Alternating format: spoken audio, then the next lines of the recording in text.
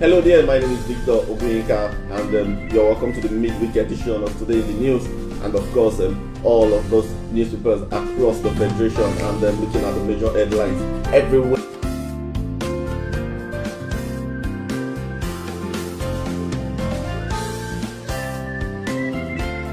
Over 1,000 people are benefiting from free medical services provided by the FCT chapter.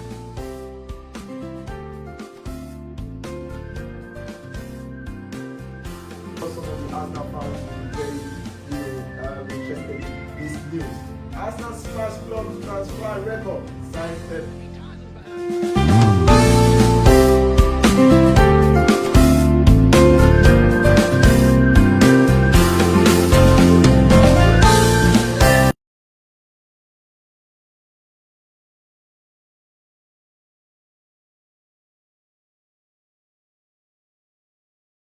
Hello and welcome to Today in the News on Vanguard Live. My name is Precious Chukudi and I have with me my co-host. It's good to have you back on a Monday morning. Alright, so we'll start off with the front pages of the papers this morning, and starting off with Vanguard, we have investors clinch to MPR reduction for stock market recovery as gain nears 100 billion naira, and we also have an infographic showing the monetary policy rate. Also, a strike still on even if government reverse hike. NLC says, the writer says that Baja begs NLC to suspend strike, says estimated electricity billing, biggest crime. Organized labor insists on strike, says school, banks, flights, others will be shut down until. Why we can't go back on price hike, federal government says. Also, NECA begs the federal government to revert to old prices to save economy.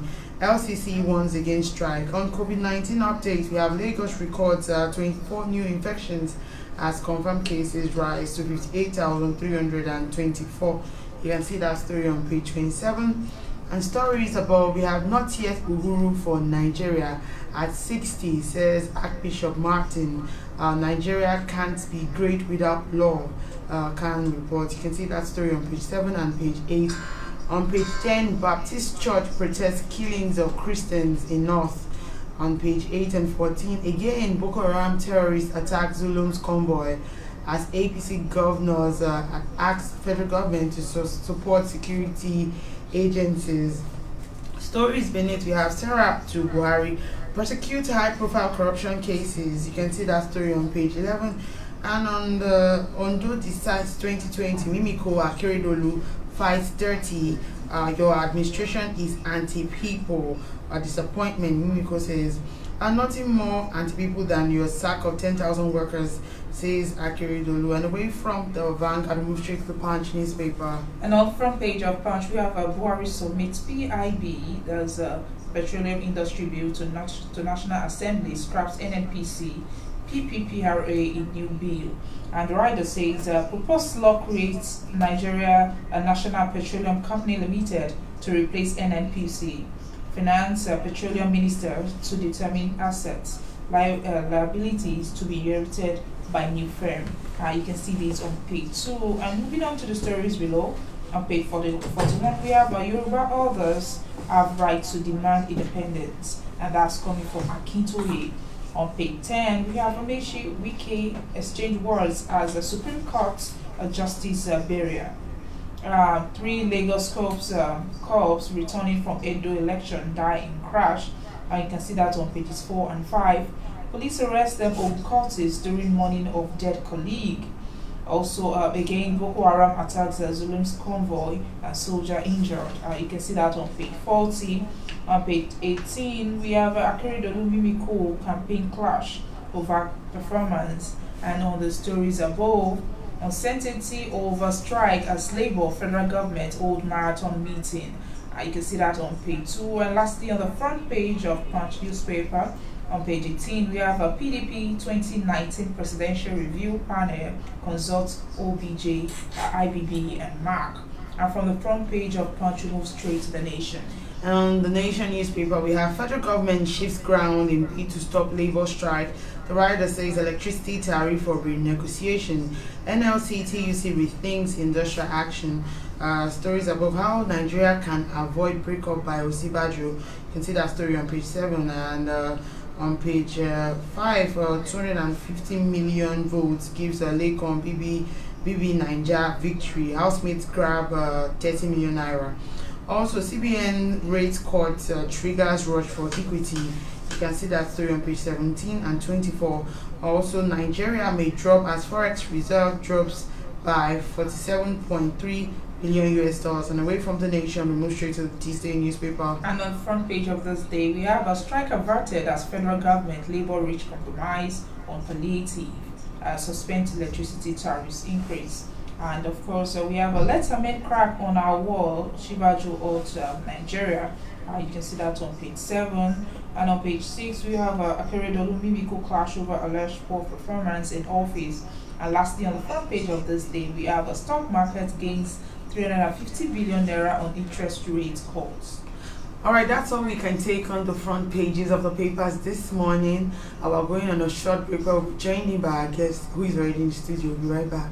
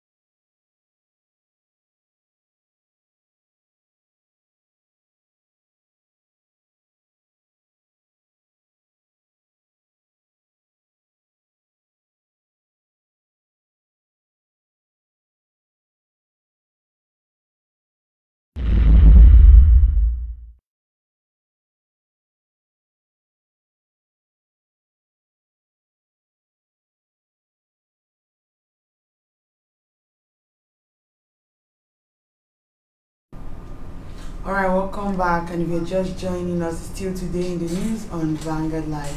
My name is Precious Chukudi, and I have with me my co-host. And we have a guest in the studio. He's in the person of Mr. Aliyu Mohammed, CEO of Magnet Communications, also former editor of Daily Times and Concord newspaper. Good morning, it's good to have you here. Good morning, ladies. Good to have you. And looking at waking up this morning and finding out that the strike that people were not really sure of if it was going to hold or not, because NLC and federal government were still having a back and forth on it, and finding out that it's been over already. What do you think about the fact that federal government and Labour were not able to find a common ground before now? Well, before now, they were not able to find a common ground because the Labour itself knew that the strike was not going to hold.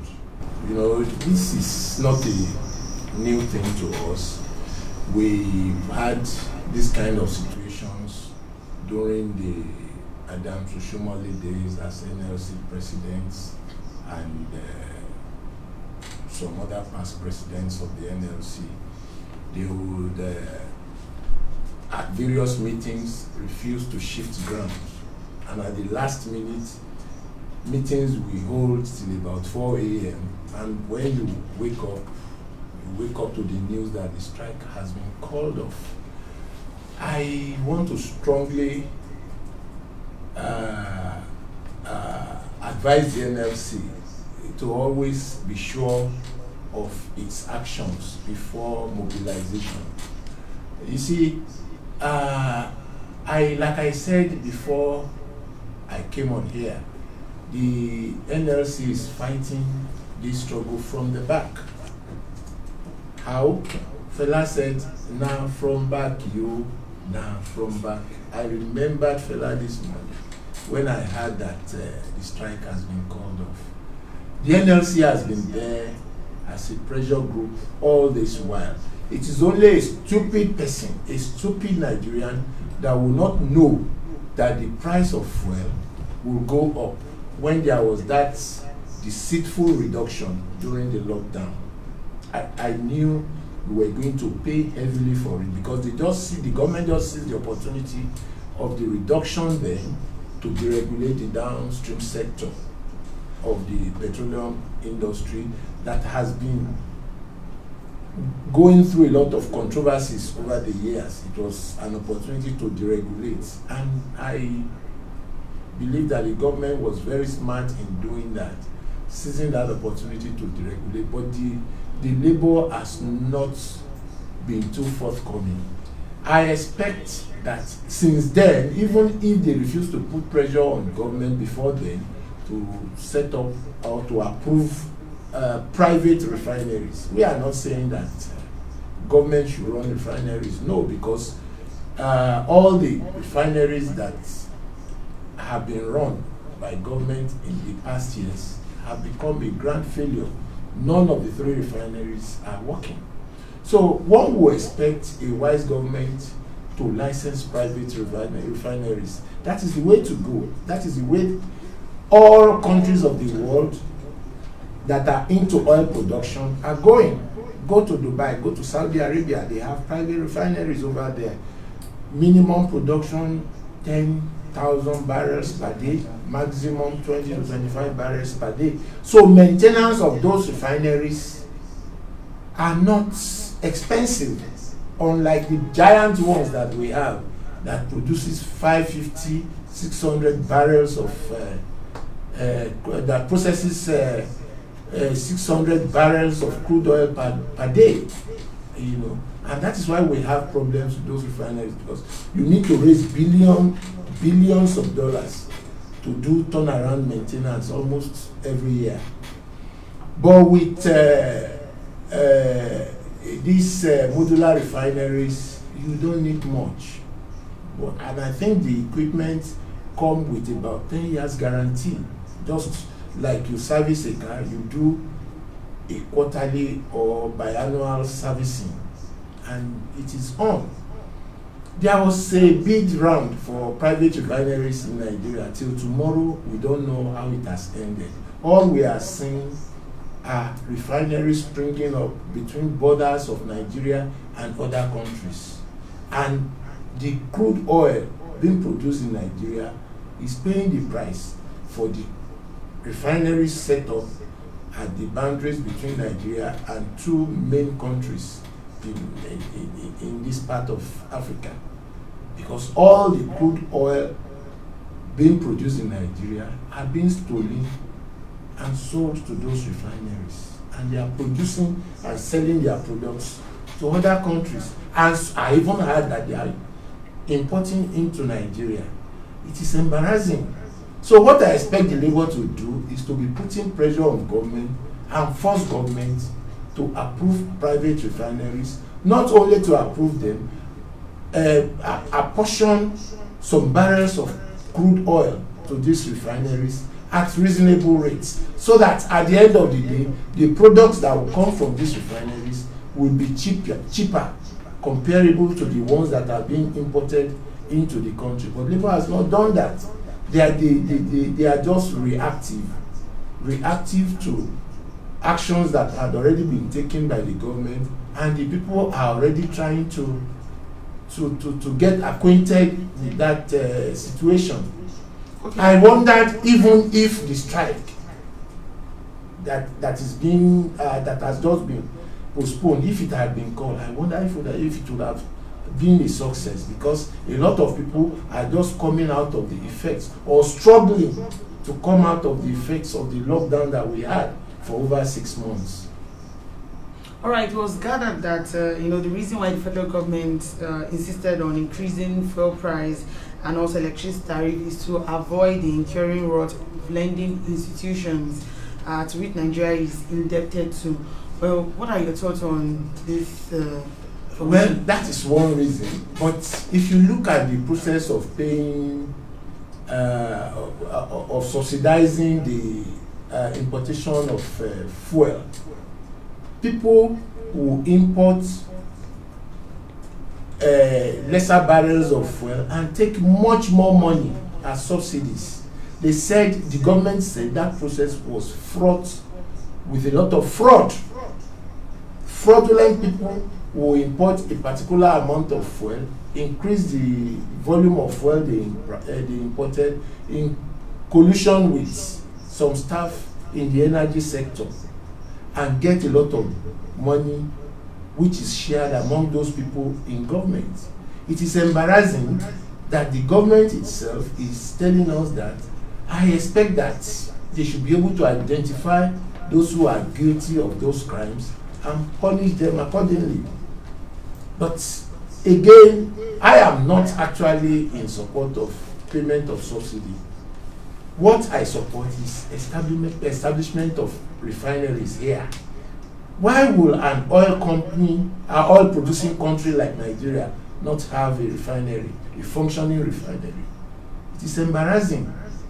We had 3 giant refineries and none of them is working. We now sell crude oil to foreign countries and go back to those countries to bring in refined products. I don't know if that makes economic sense. It doesn't.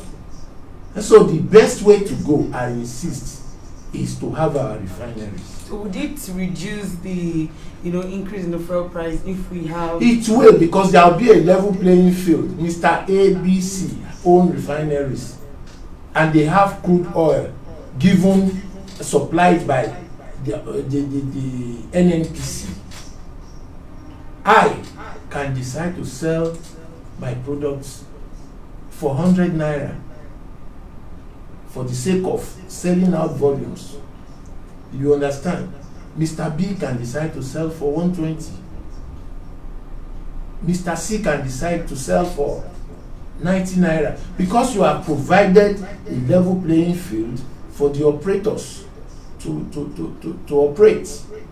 But here, all we rely on is importation, and the rate of exchange keeps going up. For God's sake, for as long as we don't have a stable naira, you can't have cheap petrol in Nigeria.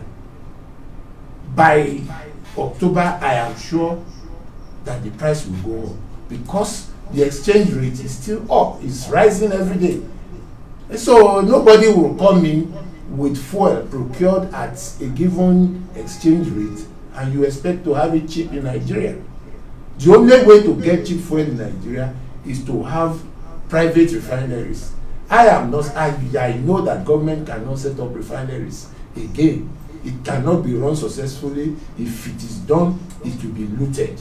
So let us have private refineries. If I have my refinery, I will not want it to run down. I will put all my energy there to ensure that it is sustained and it makes profits. All right, so do you think that Labour suggesting that we should go on strike was a good thing, seeing that the economy is already in a bad shape, and then cancelling it this morning? I said it here that I am not in support of. I knew the strike will not hold, because it has become a pattern. They will hold several meetings and brag that no, we are not agreeing. The same thing that you agreed overnight. What stopped you from agreeing before now? And stop harassing people with strike. So you talked about petroleum increase and all that. So what do you think about the proposed petroleum industry bill 2020 submitted to the National Assembly? You see, the issue is not about submitting that bill. It's about having the ability to implement it if it is eventually approved. You see, the problem we have in Nigeria is we have good policies that are not well implemented. Take, for instance, the fight against corruption. It used to be under the police, with the Police Act to work with. But the policemen were not implementing the aspect of the act concerning corruption very well, and it gave birth to the Economic and Financial Crimes Commission. Again, there were lapses in the implementation of the fight against corruption, and we have the ICPC. What do we still have today? We have a situation where the fight against corruption is lopsided. You see people looting billions and going scot-free, and the commissions are going after lesser thieves. It is unfortunate. I am confident that if the PIB bill is eventually passed, it will help a lot in resolving some of these issues that we have in the petroleum sector of the economy, because you hear of the production of several thousands of barrels of crude oil, and what comes in terms of money is lower than what is sold. What happens to the difference? Do we have witches that will come at night to take away those monies? Nobody is talking about all this. I have been privileged to fly in an helicopter to some creeks in the south. You need to see the kind of trading, illegal trading on crude oil that is going on the IC. You will feel sorry for this country. Top government officials, uniformed people are involved in all these things. And how does the nation suffer from this? Short payments of the sales of crude oil into the federation accounts. And it affects everybody. You discover that young officers, lower ranked officers in the forces are richer than even some generals, because they are involved in the sales and processing of crude oil. You need to go there. We flew very low, and I saw things for myself. I was almost weeping for this country. A lot of illegal activities going on. You see badges of oil illegally being sold out to foreigners, and nobody is there to stop it.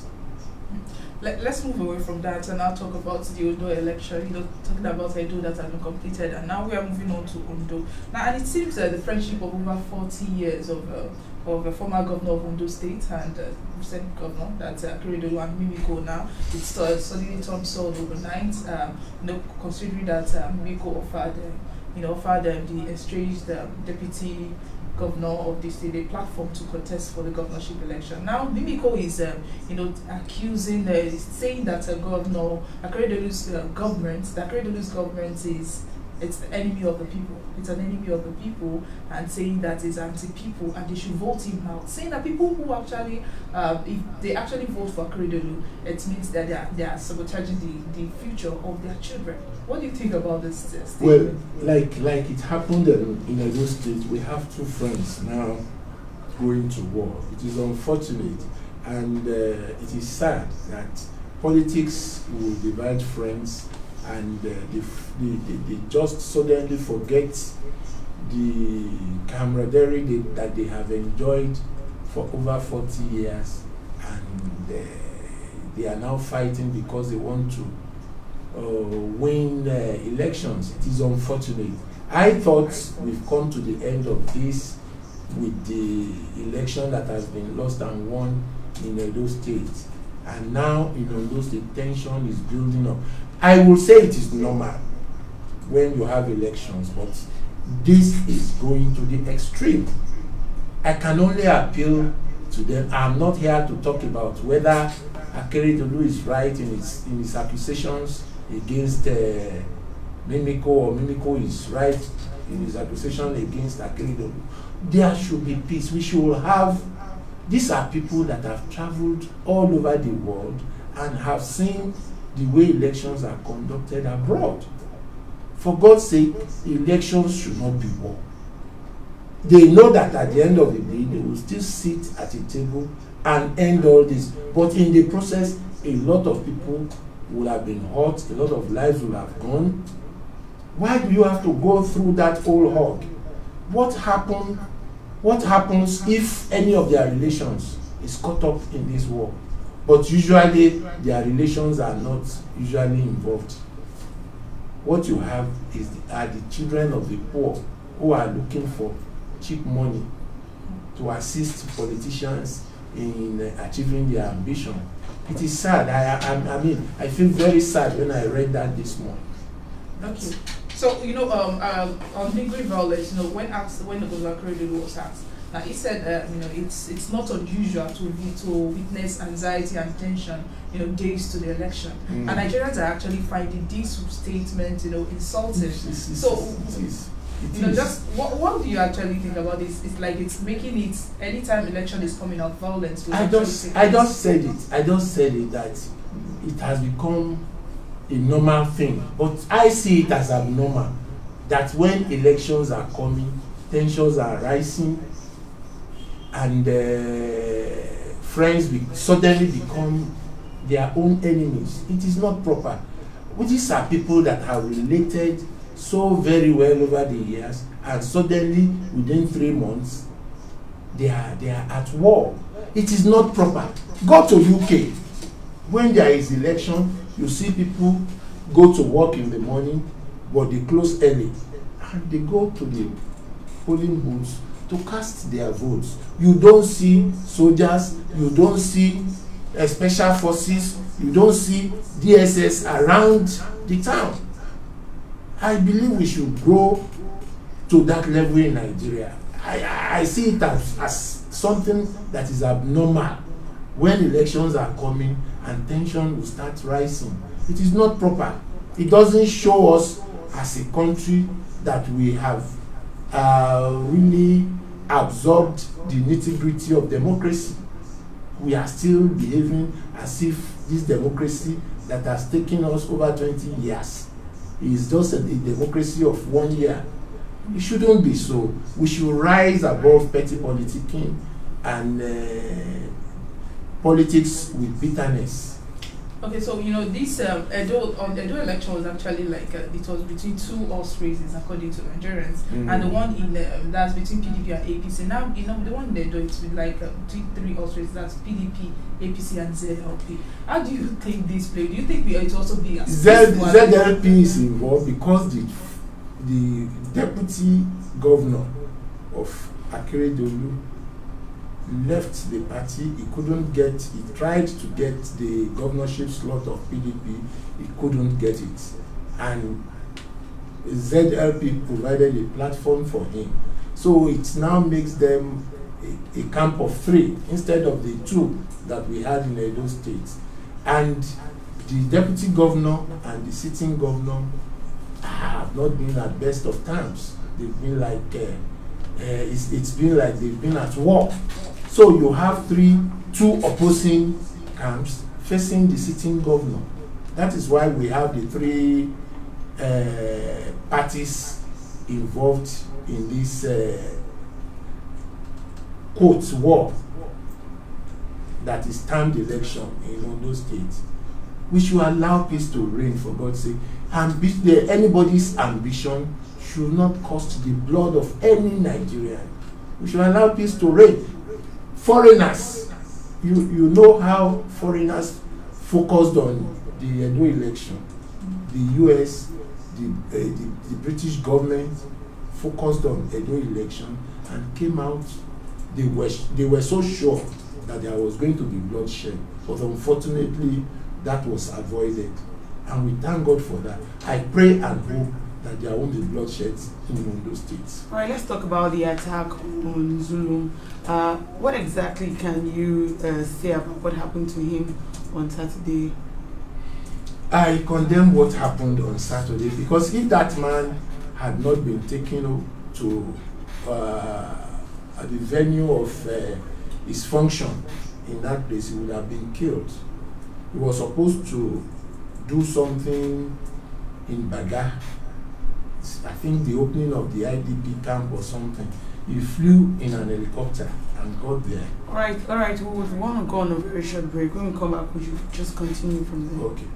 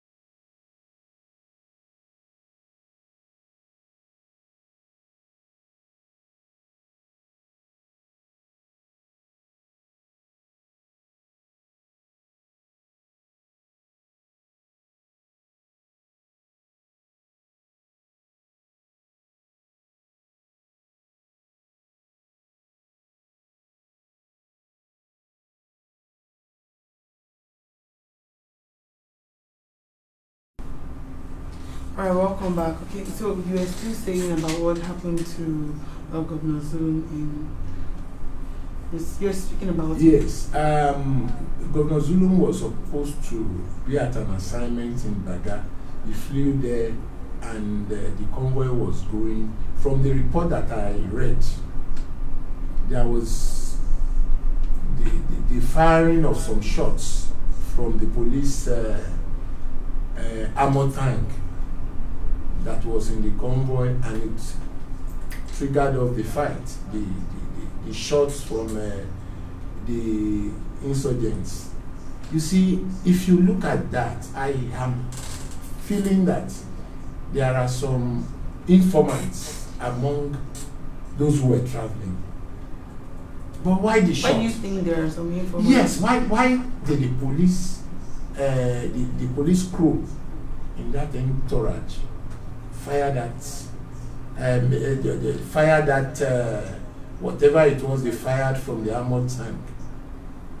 Was there an attack before they opened fire?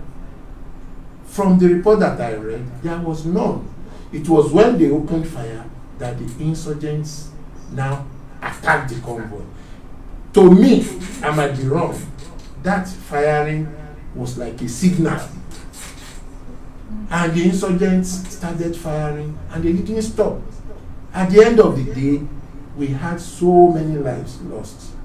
If people don't value lives, if people don't value their own lives, they should at least value the lives of the people that were traveling with them. Government should set up a probe and get to the root of this incident. Because apart from the efforts of government to ensure that the insurgents are brought down from all parts of where they operate, it's like there are people that gives information, informants to these insurgents. We must get to the root of all this, because if an armed robber or if armed robbers are to operate in any area, they must have information about the area, when the occupants of the house will go to bed, when they will wake up, when they will have to come in. It is the same style of operation that we have with these insurgents. I think we should dwell more on information gathering now and get at the spies that are operating among our forces. It is very important. All right, some governors under the platform of the All Progressive Congress have, asked the federal government to provide more logistic support for security agencies. Now, should the attack on Zulum be, should they be actually speaking about the logistic support right now, seeing that we've come way back from the whole insecurity? The issue is not about logistics. It is about information gathering. We are not doing well in that area.